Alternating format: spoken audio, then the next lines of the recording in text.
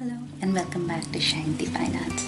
In today's episode, I am working on an oil over acrylic composition, and this started off as an addition to the ongoing series that I'm working on in different mediums, Buddha and the Bird, that I have been sharing in the last couple of weeks. That is how this painting as well started off.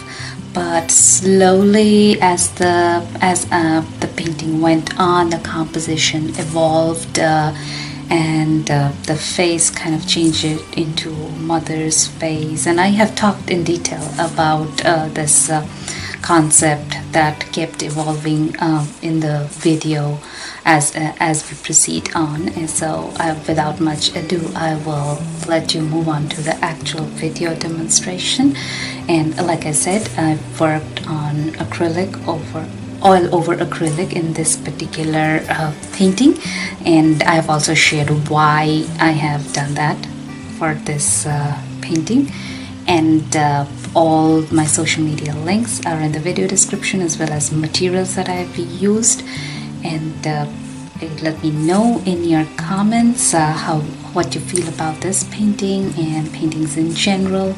And do not forget to hit that subscribe button. That is what will let you know when I am posting videos, although I'm posting videos every Wednesday and Friday religiously. So stay tuned for more. Thank you for watching. I started off with painting the whole canvas a shade of blue, and I was pretty not careful about my brush strokes when I did that. Now on top of that, I am painting red, and I'm just using scrunchy brush strokes with red and yellow in a half-a-set manner. I'm just trying to create a background that has a very uneven look. Next, I'm going to block in the face and the different objects in the different areas.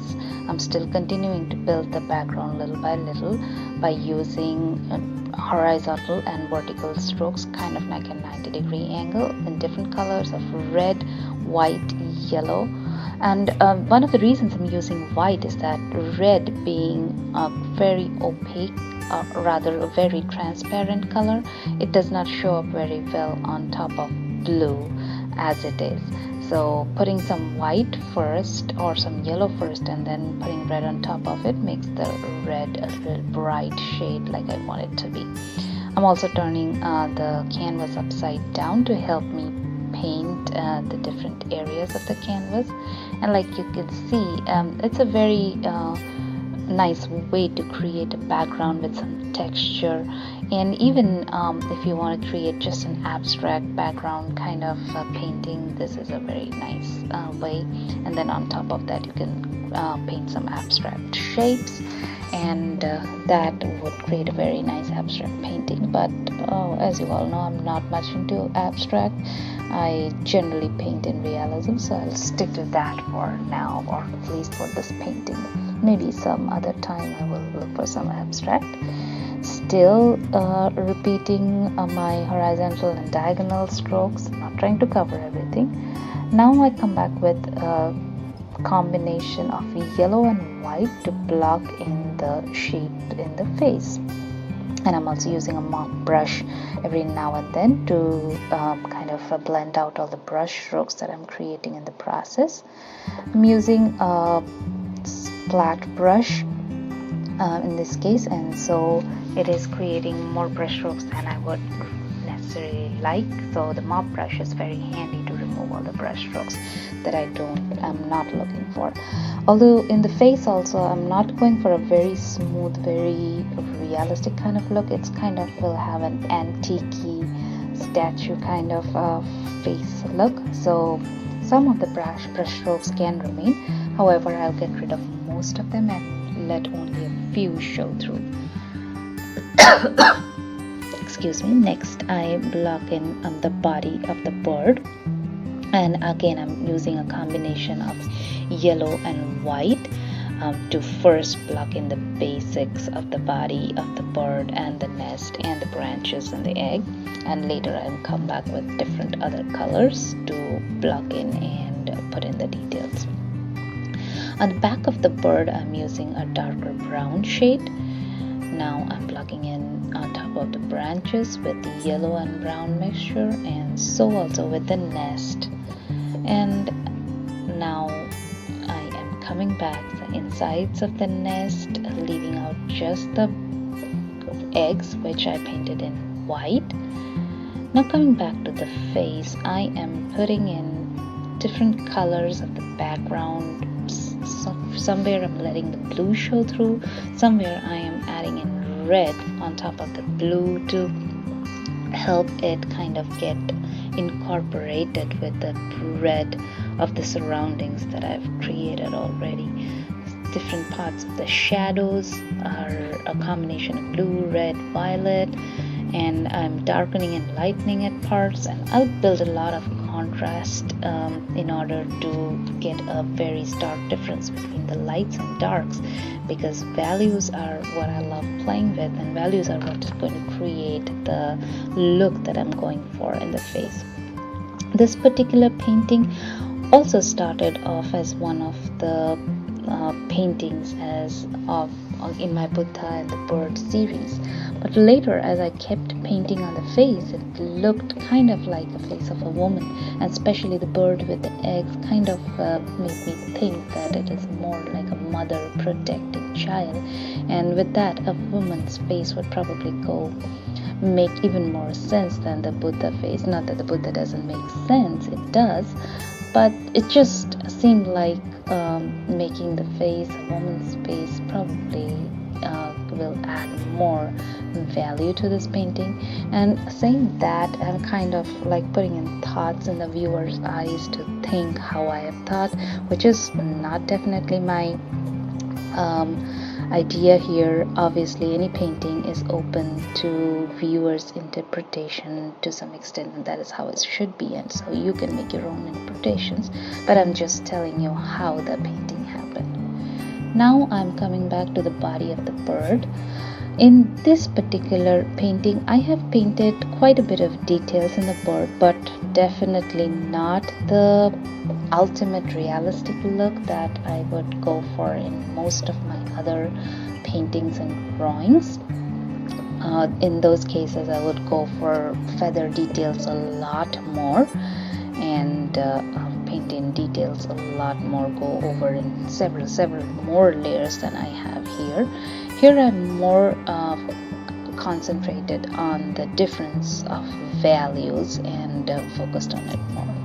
Now I'm coming back with different shades of brown, black and blue to blacken the branches, or rather to make the lights and darks in the branches and the nest. I'm covering the egg part with brownish colors and then topping it with some titanium white as well to kind of show the lights and the darks, the places where the light reflects, and some shadows. Now you can see me pulling in some of the blues to create the background, to bring back some of the blues in the background. Now I'm touching up the eggs with some blues and continuing to add some more blues in the background so that the whole background and the foreground kind of feel like incorporated to each other. Putting in some more details in the body of the bird, the egg, the nest. This is where I changed the face of Buddha to the more like a face of a woman, and in an essence, actually, that is not much difference. I'm just trying to portray kindness, freedom of soul, and that kind of thoughts, and it does not matter really whether it's a face of Buddha or face of a woman. My message is more important to me here. So all I'm doing here is using different shades of red, blue, brown, and yellow to kind of give the feel of lights and darks at different places, and creating sharp contrasts, hyping up the contrast, creating values, making highlights pop up here and there so that the darks are really dark and the lights are really bright, and the contrast I always feel kind of bringing the best out of every painting, and so that is what I'm looking for. Once again, let me make sure that you understand that this space I'm looking for a sculpture-y kind of old faded away looks, and that's why you can see that different colors on the face, some of the background colors as well. Adding some final details onto the bird, and I have switched on to a very number 1 liner brush for these final details.